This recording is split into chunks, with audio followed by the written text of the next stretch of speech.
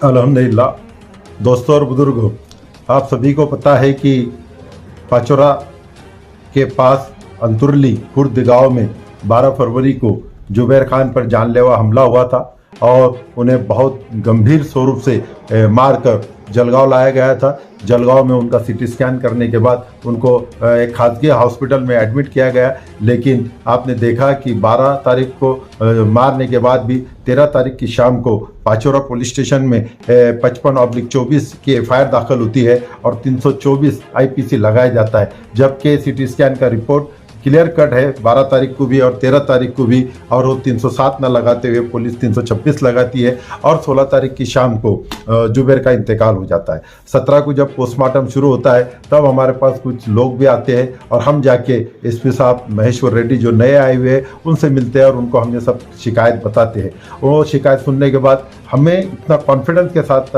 ये देते हैं कि आप मुझ पे भरोसा करिए, आप अपने जो डेड बॉडी है उसको आप ताबे में लो और उसका आप विधिवत आप उसका दफन विधि करो। मैं उन चारों आरोपियों को निष्पन्न करूंगा और चारों आरोपियों को जल्द से जल्द सलाखों के अंदर करूंगा। आप मुझ पे भरोसा करिए। इस कॉन्फिडेंस के साथ उन्होंने हमको कहा था, हमने उन पे पूरा भरोसा किया और वहां से निकल के हमने शनिचर के दिन अपने डेड बॉडी को अपना दफनाया। और इतवार के दिन देखें आपने कि रात में ही एसपी साहब ने डीवाईएसपी येरुडे साहब और एपीआई सुंदर रेड्डी साहब को इसे इंस्ट्रक्शन दिया, ऐसी कड़क भाषा में कहा कि उन्होंने आरोपियों को ढूंढ कर लाया और कल के दिन जलगांव पाचोरा की कोर्ट में हाजिर किए और पाचोरा कोर्ट ने वो चारों आरोपियों को 5 दिन का पुलिस कस्टडी रिमांड पे भेज दिया है। ये पांचों आरोपी में जो मेन आरोपी थे वो तो हम सबको पता थे कि वो दोनों बाप और बेटे थे जिन्होंने ये झगड़ा किया था और जिन्होंने मारा था।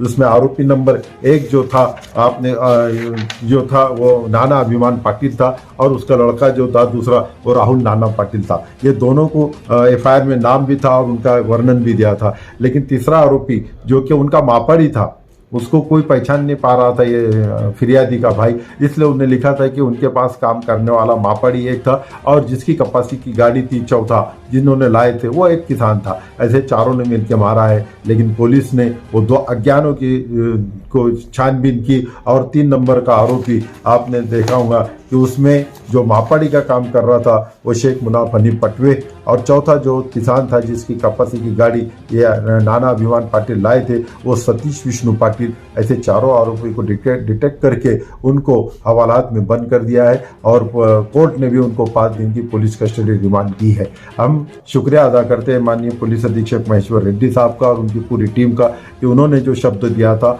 उसका पालन किया। और अब हम चाहेंगे कि माननीय पुलिस अधीक्षक से फिर आपके जरिए से रिक्वेस्ट करेंगे कि इनको जल्द से जल्द इनका चार्जशीट कोर्ट में पेश किया जाए और कड़क से कड़क उनको सजा हो, इसके लिए कोशिश की जाए। पुलिस महकमे ने जो पहले अपनी निग्लिजेंस बताया कि 307 ना दाखिल करते हुए 326 दाखिल की, हम फिर वही चाहेंगे कि माननीय रेड्डी साहब उसमें भी इंक्वायर करें और जो कोई जो जिम्मेदार होगा उस पर भी कार्रवाई करें।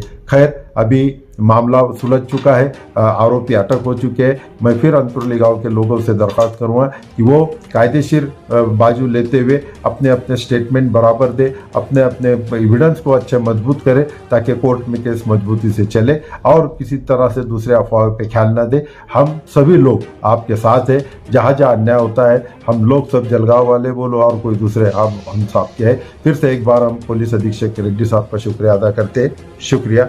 फारूक शेख, सदर, जलगांव जिला मुस्लिम मनियार बिरादरी।